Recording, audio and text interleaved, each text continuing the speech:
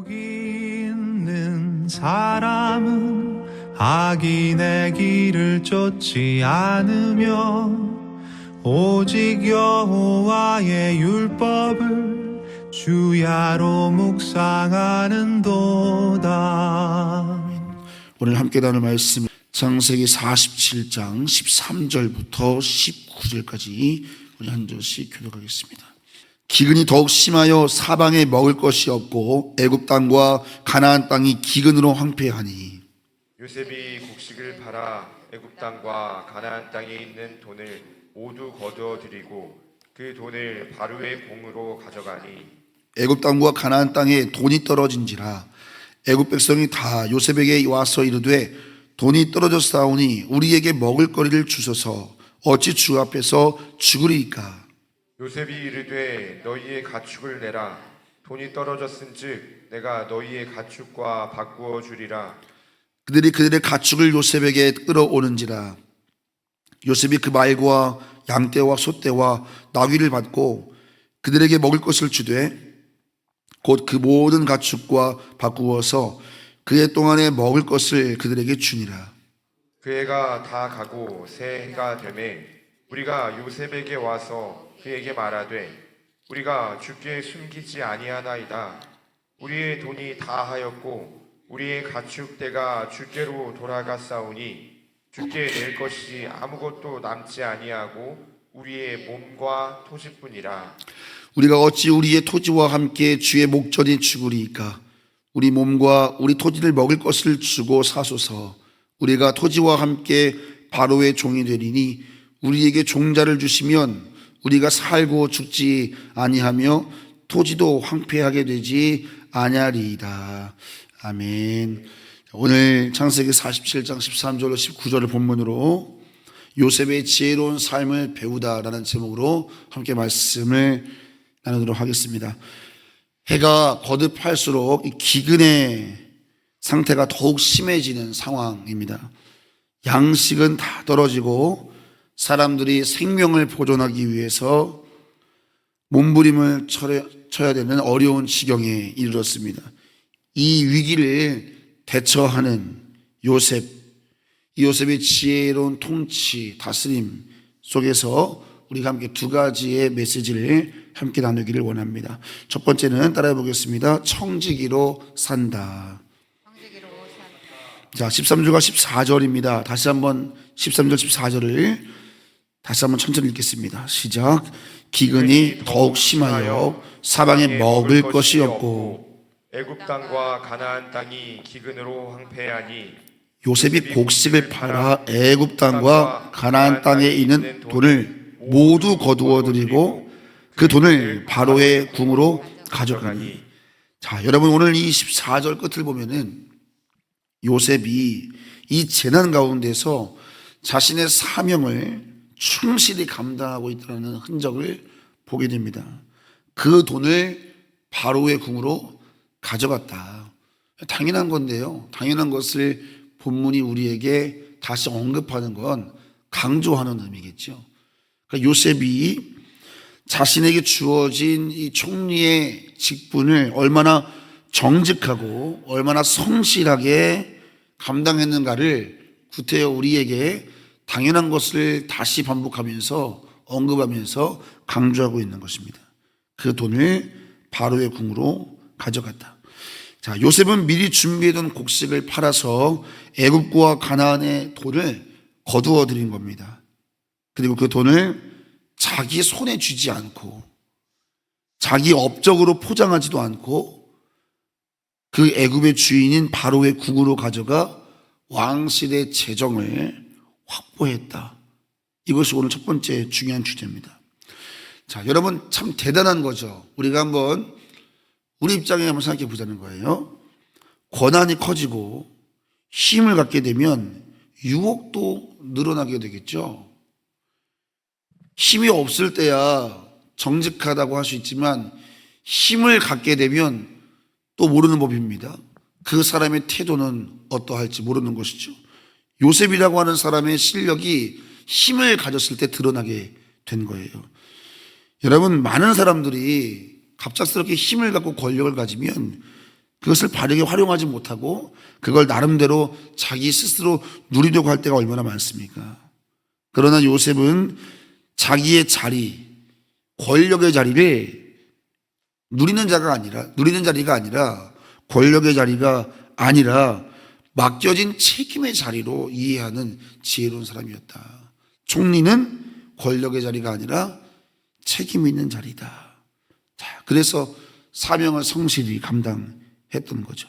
이러한 요셉의 모습이 왕과 또 신하들의 눈에 또 백성들의 눈에 얼마나 존귀하게 보였을까. 힘 있는 사람들은 다 똑같은 줄 알았는데, 높이 있는 사람들은 다 똑같은 줄 알았는데 요셉은 전혀 이전과 봤던 권력자들과 힘 있는 자들과 다른 모습을 보였을 거란 말이죠. 그게 얼마나 요셉이 존귀해 보였을까. 사랑하는 성도 여러분, 우리도 어디서든지 하나님 우리에게 맡기신 사명 앞에서 작은 유혹에 흔들리지 않게 되기를 예수님의 이름으로 축원합니다. 가장 중요한 실력이 뭐겠어요? 정직과 성실입니다. 우리가 여러분 인생을 살면 살수록 시간이 지날수록 힘을 갖게 되는 것, 그것은 정직과 성실이다. 이 정직과 성실은 시간이 흐를수록 힘을 우리에게 주는 것입니다.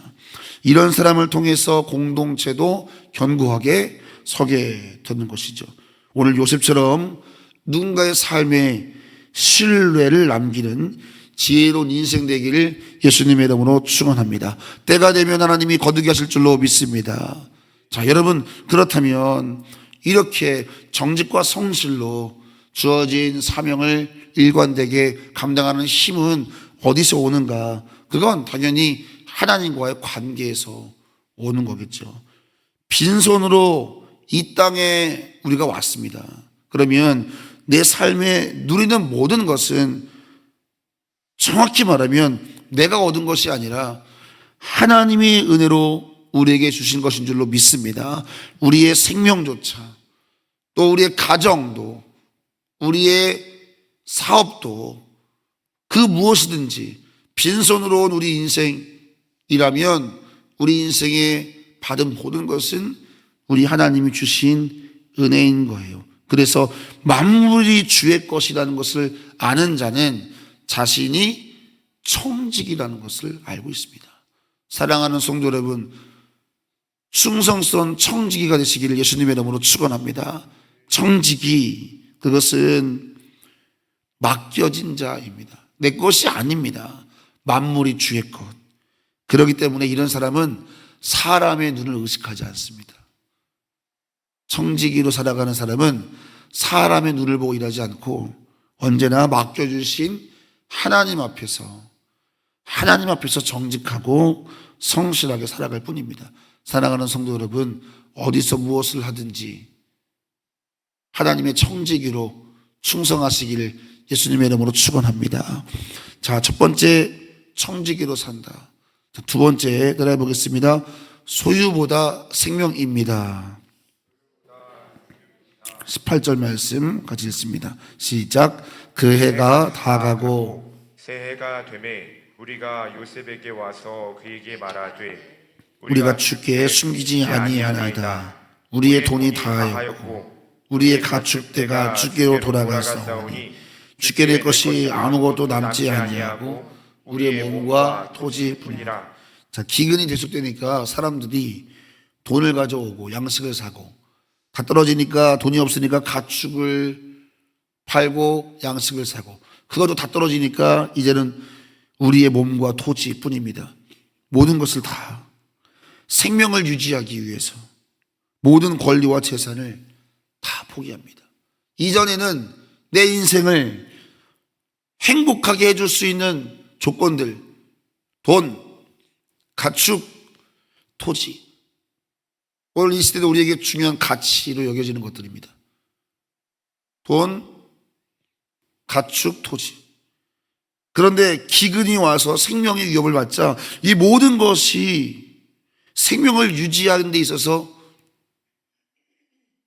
아무것도 해줄 수 없다는 것을 알게 되고 그 모든 것을 팔아서 양식을 사야만 하는 상황이 온 것입니다.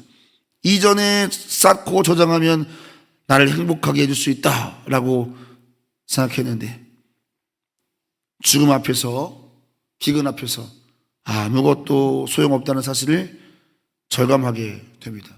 내가 붙들고 있었던 것이, 내 생명을 지켜주는 것이 아니구나. 이것이 내 인생에서 정말 행복을 지킬 수 있는 힘이라고 생각했지만 기근 앞에서 이 모든 것이 내 생명을 지켜줄 수 있는 것이 아니라는 것을 알게 되고, 진짜 중요한 것은 나를 살리는 것, 진짜 중요한 것은 나를 살리시는 하나님이라는 사실을 여러분 인생 속에서도 깨닫는 지혜가 있으시길 예수님의 이름으로 축원합니다. 기근은 우리의 삶을 흔들죠. 우리 삶에 여러 가지 기근이 있습니다.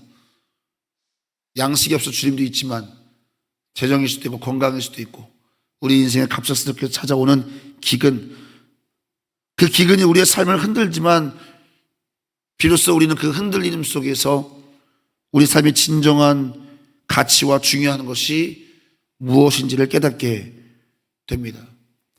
여러분, 그러나 저는 여러분을 도전합니다.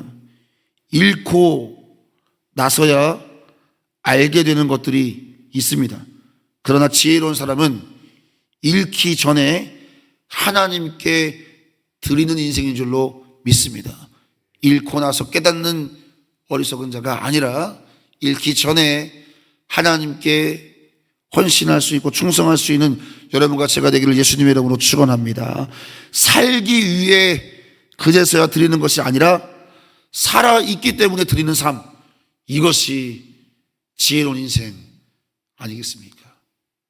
다시 말씀드립니다. 살기 위해 드리는 삶이 아니라 살아있기 때문에 드리는, 감사로 제사 드리는 여러분 되시기를 축원합니다. 이것이 지혜로운 인생이다. 우리의 생명과 소유가 하나님의 것임을 인정하고 하나님의 뜻에 따라 선하게 사용하는 이 사람, 이것이 요셉의 지혜였죠. 그래서 요셉은 세상 부귀영화가 주어져도 모든 것이 하나님의 것임을 알았기 때문에 생명 주시는 하나님 앞에서 흔들리지 않았던 것입니다. 자, 오늘 말씀을 정리해 보겠습니다. 여러분, 첫 번째, 하나님의 청지기로 살아라. 두 번째, 소유보다 생명이고 생명을 주시는 하나님이 중요하다. 이 두 가지를 우리가 요셉에게서 배우게 되는데, 가나안 땅과 애굽 땅에 말할 수 없는 기근 중에서 요셉의 지혜로 말미암아 백성들은 기근에서 생명을 구하고 바로의 왕권도 강화되고 나라를 강성하게 세웠습니다. 백성도 살고 나라도 강해지고, 요셉의 이렇게 탁월한 행정과 정치를 통해서 이스라엘도 그 안에서 하나님의 언약을 이뤄갈 수 있었습니다. 한 사람이 얼마나 큰 복의 근원으로 살 수 있는가, 지혜로운 한 사람이 얼마나 선한 영향력을 흘려보낼 수 있는가라는 가능성을 우리 오늘 배우게 됩니다.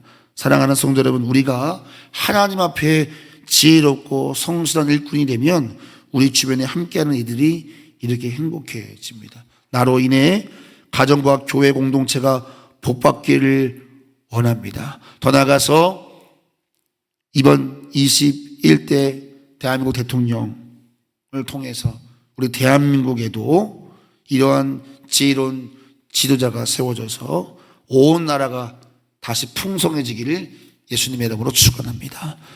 하나님, 오늘 지혜로운 요셉을 통해서 우리의 삶에 두 가지의 지혜를 함께 나누게 되었습니다. 우리의 삶이 청직이라는 사실을 잊지 않게 해주셔서 성실과 정직으로 일관하게 하여 주시고, 또 하나님, 우리의 생명 소유보다 생명이다. 그 생명 주시는 하나님 앞에 늘 겸손하게 살아가는 지혜로운 인생 되게 하여 주시옵소서. 하나님, 감사함으로 주께 반응하며 살아가는 우리 모두가 되기를 간절히 간절히 소망합니다. 이 새벽에도 일천번제를 드립니다. 하나님께서 귀 받으시고 우리 이슬비 청년의 삶 가운데도 하나님 청지기적 삶 회복시켜 주시옵소서. 예수 그리스도의 이름으로 간절히 기도 올려옵나이다. 아멘.